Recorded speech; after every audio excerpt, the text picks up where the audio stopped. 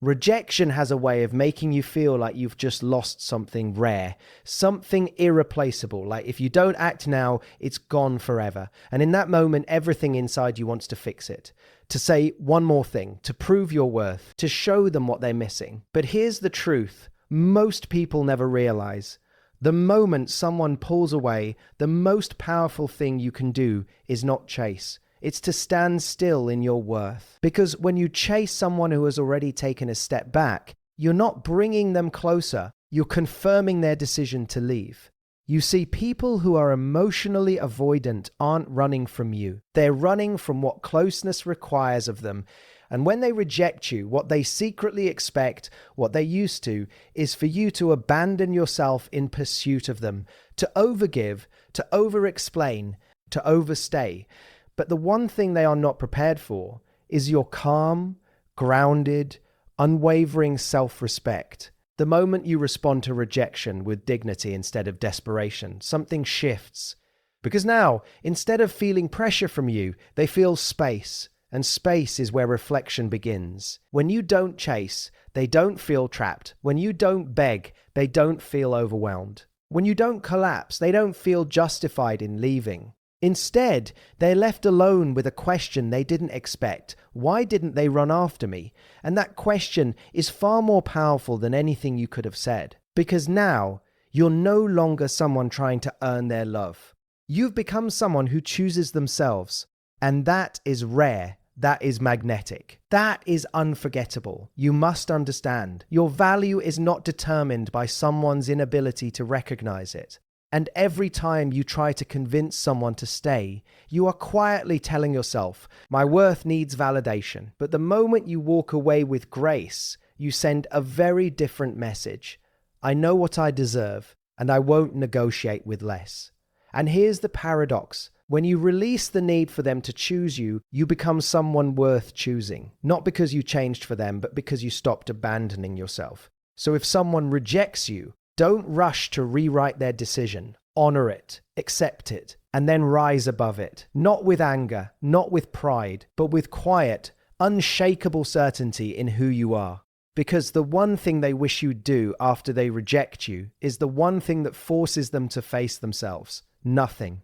No chasing, no pleading, no proving. Just a person who knows their worth and walks away like they were never dependent on someone else to feel it. And in that silence, you don't lose your power. You become it. Most people think rejection is the moment where everything is decided, where your value is judged, where your chances disappear, where the story ends. But that's not actually where your power is defined. Your power is revealed in what you do next, because rejection on its own is just an event. It's neutral until you respond to it, and the way you respond is what truly shapes how others perceive you, and more importantly, how you perceive yourself. When someone pulls away or says no, there's an immediate emotional reaction that kicks in. It's almost instinctive. You feel a surge of urgency, a need to correct what just happened. Your mind starts racing. What did I do wrong? What can I say to fix this? How do I change their mind? And in that moment, it feels like action is the only way to regain control. But here's where most people give their power away, without even realizing it. They react from fear instead of self-respect. They send the extra message. They try to explain themselves. They attempt to prove their worth to someone who has already stepped back. And what they don't see is that this reaction doesn't increase attraction. It diminishes it, not because they're not enough, but because they're communicating something deeper beneath their words.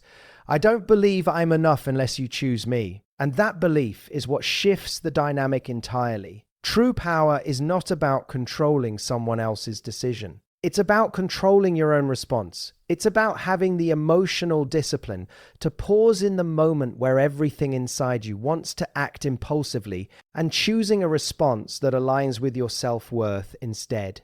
Because when you respond with calm instead of panic, with dignity instead of desperation, you send a completely different message, one that doesn't need to be spoken out loud. You show that your sense of value is not dependent on their approval. You show that while you may feel the disappointment, you are not defined by it. You show that you are grounded enough to accept reality without trying to manipulate it. And that kind of response is rare. Most people react. Very few people respond with intention.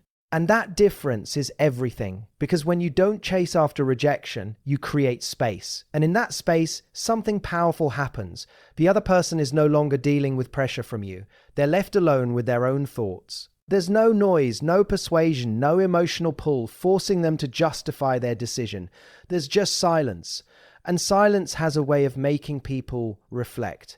It makes them notice what's missing. It makes them question what they felt. It makes them revisit their decision without influence. But even beyond how they feel, something more important is happening within you. You are reinforcing your own standard. You are proving to yourself that you don't need to abandon your dignity just to hold on to someone's attention. You are building a kind of inner strength that doesn't come from being chosen, but from choosing yourself, especially in moments where it's hardest to do so. And that's where real confidence is born. Not when everything is going well, not when someone is giving you validation, but in the exact moment where you could lose yourself trying to win someone back and you decide not to. That decision, quiet as it may seem, changes everything. It's easy to take someone's distance personally. When they pull away, become inconsistent, or ultimately reject you, it can feel like a direct statement about your worth. Like somehow, if you had been more interesting, more attractive, more understanding, they would have stayed. But that interpretation, while natural, is often deeply misleading. Because what avoidant individuals struggle with isn't your value, it's the emotional weight that comes with closeness. To understand this, you have to shift your perspective. For someone with avoidant tendencies, intimacy doesn't always feel safe or comforting. It can feel overwhelming. It can feel like a loss of control. It can even feel like a quiet threat to their independence. So when things start to deepen, when emotions become more real, when connection becomes more consistent, they don't always lean in. They often do the opposite. They create distance. Not because you did something wrong, but because something inside them is being activated that they don't fully know how to handle. And this is where many people get caught in a painful misunderstanding. They assume that if someone is pulling away, it must mean the connection wasn't strong enough. So they try to increase the intensity. They give more, try harder, show up bigger, hoping it will close the gap. But for an avoidant person, that increased intensity doesn't feel reassuring. It feels suffocating.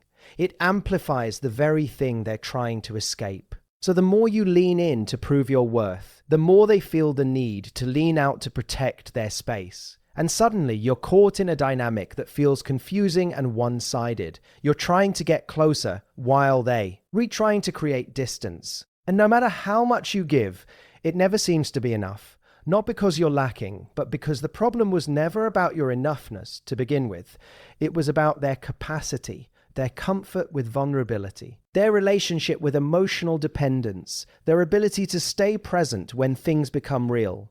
And when you begin to understand this, something shifts inside you. You stop internalizing their behavior as a reflection of your value. You stop asking, what's wrong with me? And start recognizing this is about what they can handle. That realization doesn't make rejection painless, but it makes it clearer. It frees you from the exhausting cycle of self-doubt and overcompensation, because when you believe their distance is about you, you feel the need to fix it. But when you understand it's about their discomfort with closeness, you begin to see that there is nothing for you to fix. You can't love someone into emotional readiness. You can't prove your way into their comfort zone. And you can't earn consistency from someone who is afraid of what consistency requires. And perhaps the most important part of this understanding is what it allows you to stop doing. It allows you to stop chasing someone who is retreating. It allows you to stop overanalyzing every detail of your behavior. It allows you to stop shrinking or reshaping yourself to fit into someone else's limitations, because their fear of closeness is not a challenge for you to overcome. It's a boundary for you to recognize. And the moment you stop trying to take responsibility for their emotional patterns, you reclaim your energy. You return to a place where your focus is no longer on convincing someone to stay, but on recognizing whether they are capable of meeting you where you are. And that awareness changes the entire dynamic, not you. stopped with them, but with how you approach connection moving forward. There's a moment after rejection that feels almost unbearable, a moment where silence feels like loss, distance feels like finality, and doing nothing feels like giving up. And in that space, the instinct to chase can feel overwhelming. You tell yourself it's because you care. You tell yourself it's because the connection mattered. You tell yourself that if you just try a little harder, say the right thing, show them what they're missing, you might be able to turn it around. But what feels like effort in the name of love often becomes reinforcement of the very pattern that pushed them away. Because when someone has already created distance, your pursuit doesn't close that gap. It validates their need for it. Think about what's happening beneath the surface. An avoidant person pulls back because something about the connection feels like too much. Maybe it's the growing expectations, the emotional depth, or the sense that things are becoming serious. Whatever the trigger is, their response is to regain space. Now, when you immediately step forward to reclaim them, when you message more, explain more, try harder, you're not calming their discomfort. You're intensifying it. From their perspective, the very thing they were trying to escape is now coming toward them even faster. And so they do what feels natural to them. They pull back even further, not because you've done something wrong, in essence, but because your response confirms their internal narrative. This is too much. I need distance. And this is how a cycle is created. They step back, you step forward. They step back even more. You try even harder. And before you realize it, you're caught in a dynamic where the more you invest, the more they withdraw. It becomes exhausting, confusing, and deeply frustrating. Because from your point of view, you're fighting for something meaningful. But from their point of view, they're trying to escape pressure. And the hardest truth to accept is this. Chasing doesn't communicate love the way you think it does.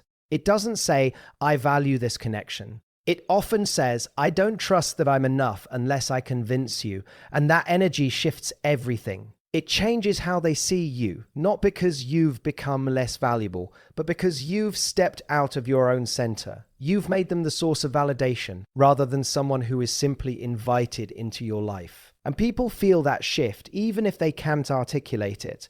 They feel the difference between someone who chooses them and someone who needs them to choose back. One is grounded, the other is urgent. And urgency, especially for someone who fears closeness, creates resistance. This is why chasing after rejection doesn't just fail to bring someone closer.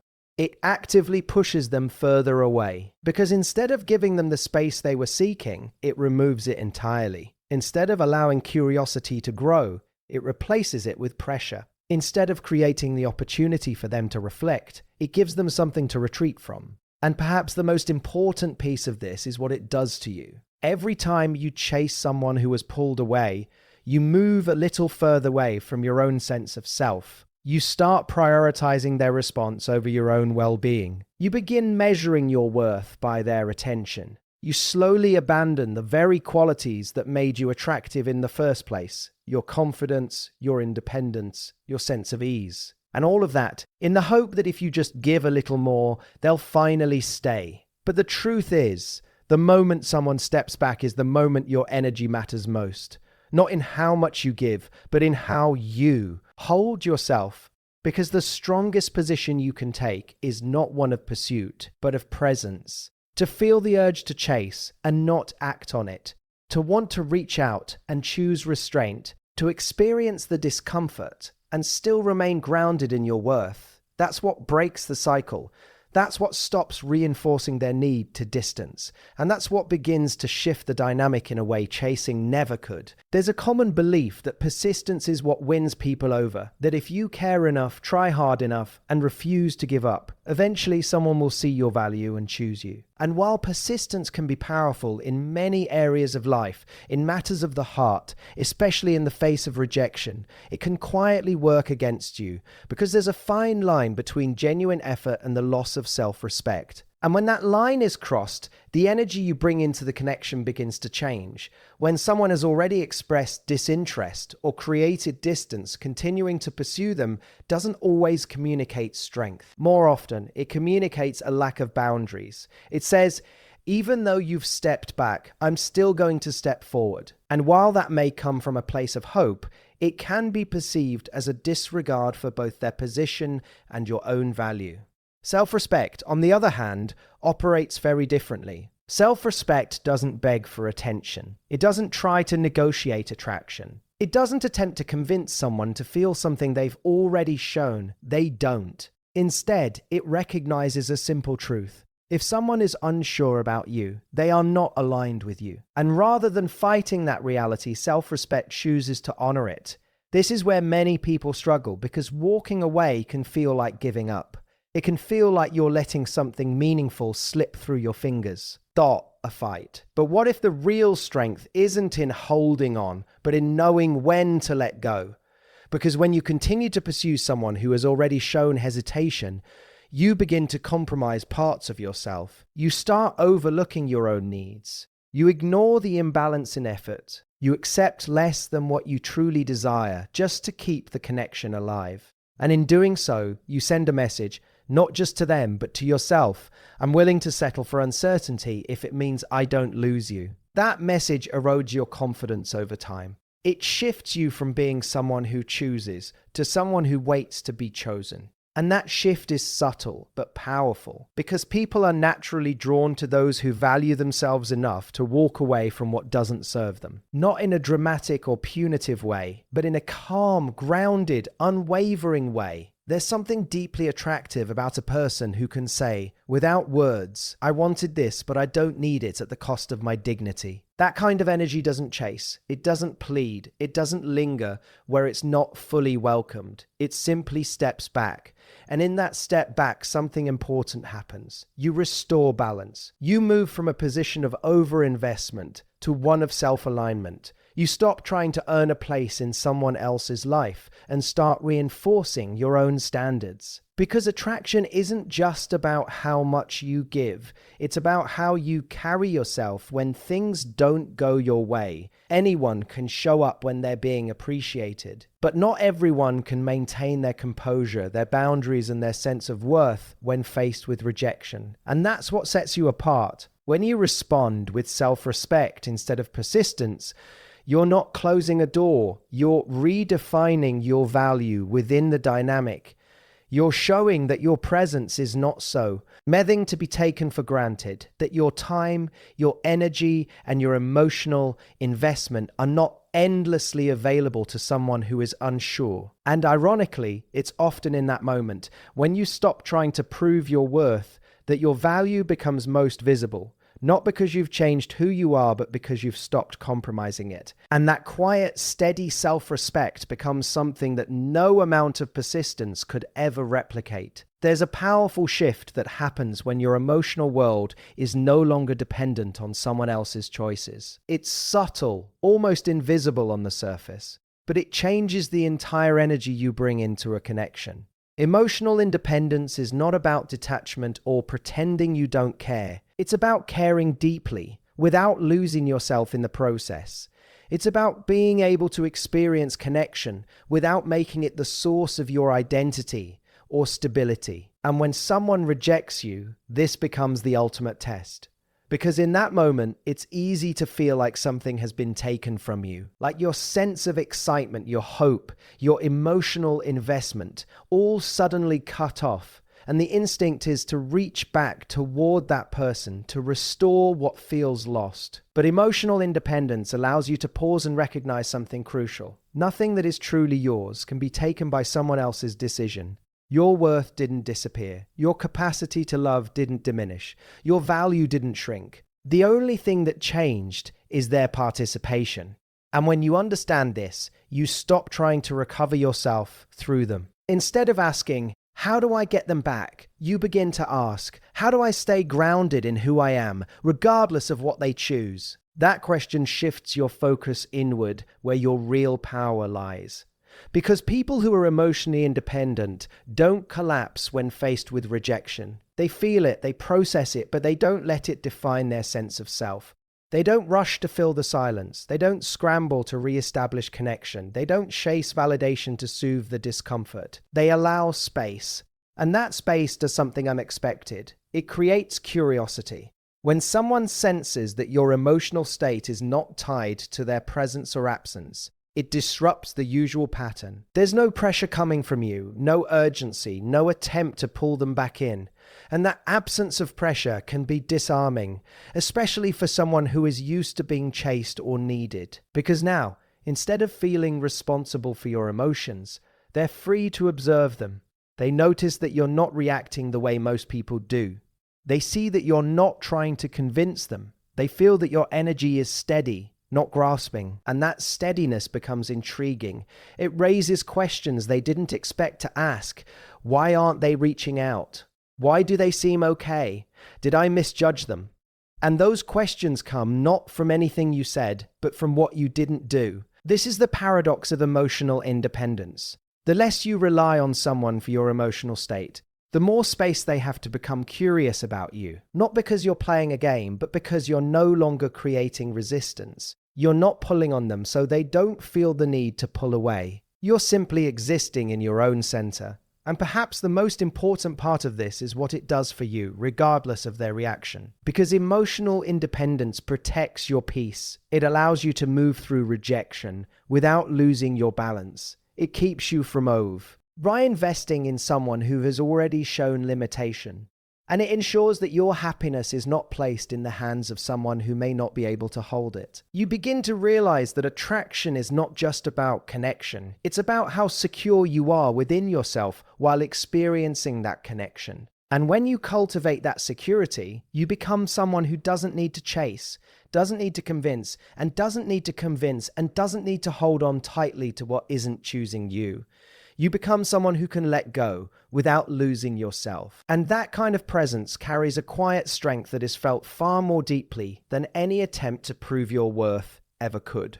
There's a moment after rejection where silence feels almost unbearable. It can feel like you're losing control of the situation. Like if you don't say anything, you'll fade from their mind completely. And so the instinct is to fill that silence as quickly as possible. To send one more message, to clarify what you meant, to ask for closure, to remind them of the connection, because doing something feels better than doing nothing. But what most people don't realize is that silence, when it comes from a place of self-respect, is not emptiness. It's communication in its most powerful form. When someone pulls away and you immediately respond with words, you're often reacting from emotion rather than intention. Your words carry urgency. They carry a need to fix, to resolve, to regain what feels like it's slipping away. And even if your message is well written, calm and thoughtful, the energy behind it is still felt. It says, I'm uncomfortable with this distance, and I need to close it. But when you choose silence instead, when you resist the urge to immediately respond, you communicate something entirely different.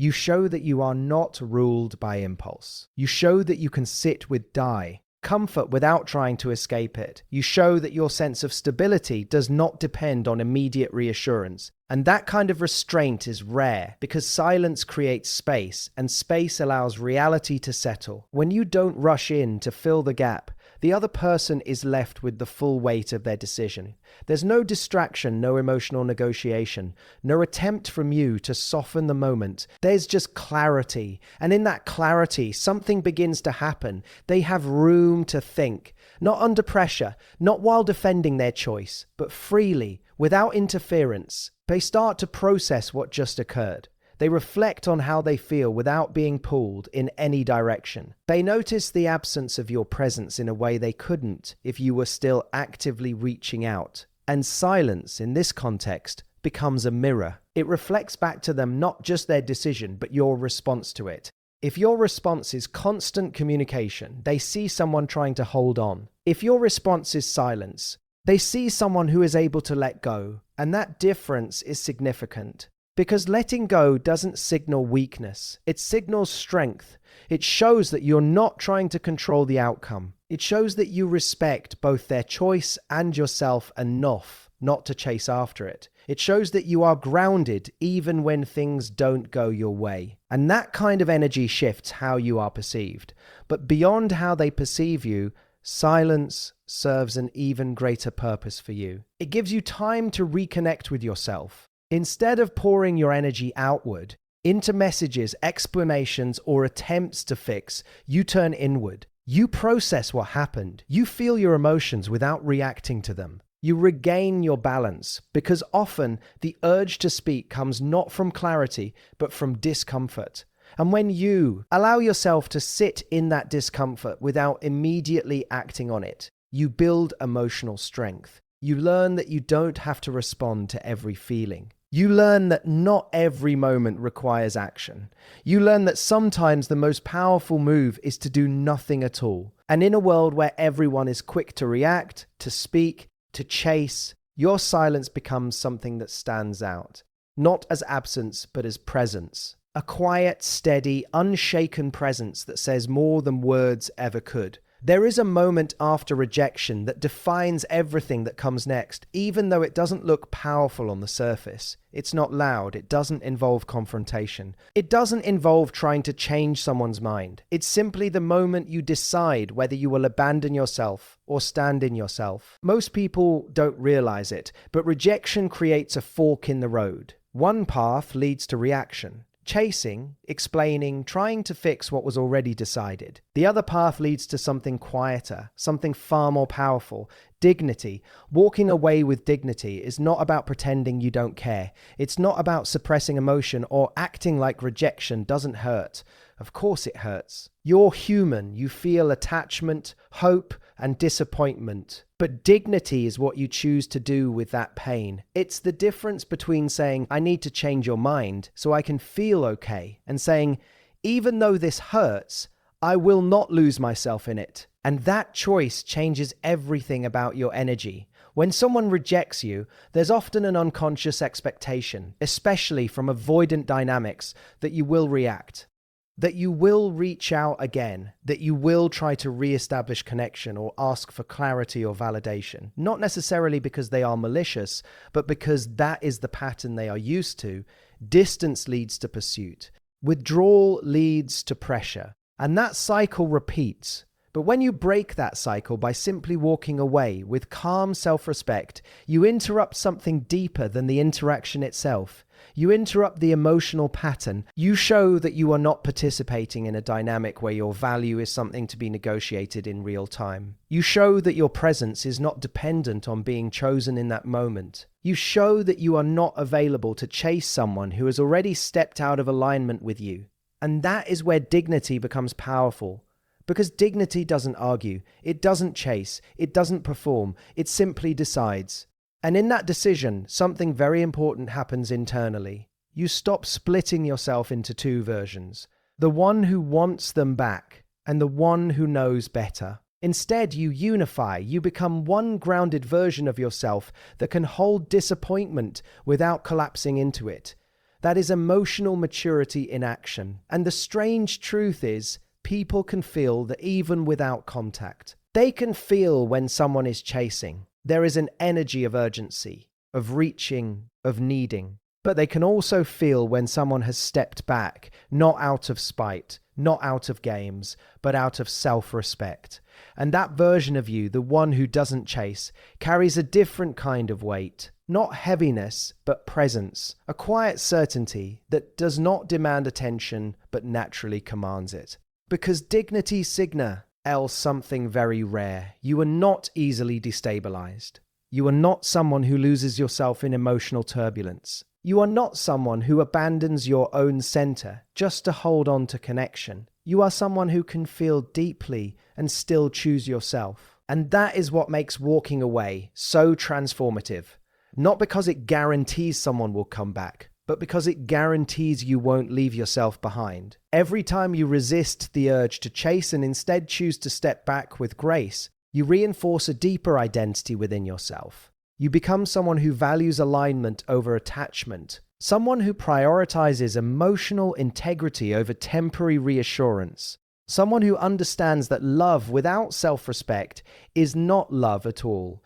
It's dependency disguised as connection. And in that state, even if they never return, you don't lose. Because you didn't trade your dignity for their attention. You left with it intact. Thank you for your time and energy. May you always choose yourself with confidence and clarity. Goodbye. and I wish you strength, peace, and dignity in every step you take forward.